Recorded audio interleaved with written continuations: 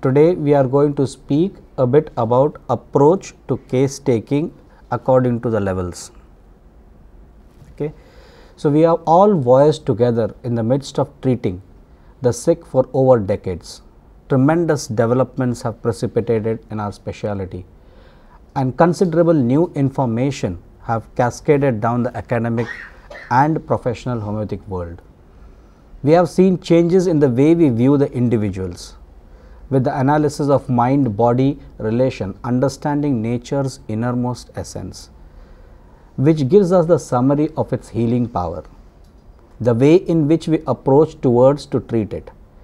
Over the years since the time Hahnemannian days, one such approach is a sensation approach. Discovering levels of experience, I believe, is one of the most wonderful gifts that Shankaran sir has ever given to homeopathy. This discovery has opened a path to explore an in-depth understanding of an individual, that which is reproducible. So, let me introduce this particular topic to just begin with. The question to all of us is, with what expectation does a patient really come to us? With the expectation that he needs to get cured. Then what is cure basically for the sick? Hahnemann says the highest ideal cure is rapid, gentle and permanent restoration of health. So, for the cure to happen, our understanding of the patient should be based on skillful arts of perception. In organon of the aphorism 3, where the physician clearly perceives what is to be cured in a disease, that is to say, in every individual case of a disease, that is the knowledge of the disease. If we clearly perceive what is curative in medicine, that is to say, in each individual medicine, and if he knows how to adapt, the word adapt is very important over here, according to clearly defined principles, what is curative in the medicine to what he has discovered to be undoubtedly morbid in a patient, so that the recovery must ensue. So, having said this, we have used different types of prescription basically. One was dependent on specific, the other by repertorization, sometimes we did it on drug picture and sometimes on keynotes. This entire thing was based on the concept of understanding a characteristic symptom needed for the prescription. So, in the early days, we looked at the symptoms and then the feeling behind the symptoms.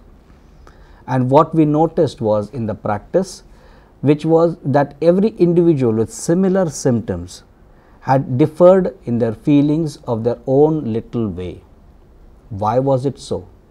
The understanding is that we are going to one level deeper now, and then mere collection of symptoms over a period of time, even this was not clear for selection of the remedy, as emotions was based on the perceptions of reality, and that there were too many remedies with similar emotions. So, started observing how it is perceived to go a level deeper. And moreover, there are thousands of remedies today that we are seeing.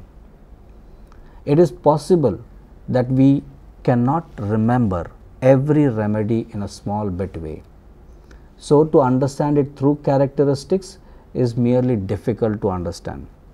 For a good homeopath demands a good knowledge of materia medica, that is for sure. The familiarity with repertories has to be really outclass. It is true that constant reference to repertory and materia medica is a must for a refresher course every now and then. Repertorial use and familiarity with repertory rubrics has helped us tremendously in practice, no doubt about it. But in spite of all, many a times we have failed in finding the exact simillimum. And what we observe, that every second case there is always the relapse of the complaints. Why is it so? So, let us understand a little bit from the past experience that what I have personally understood. So, we take the first case right now.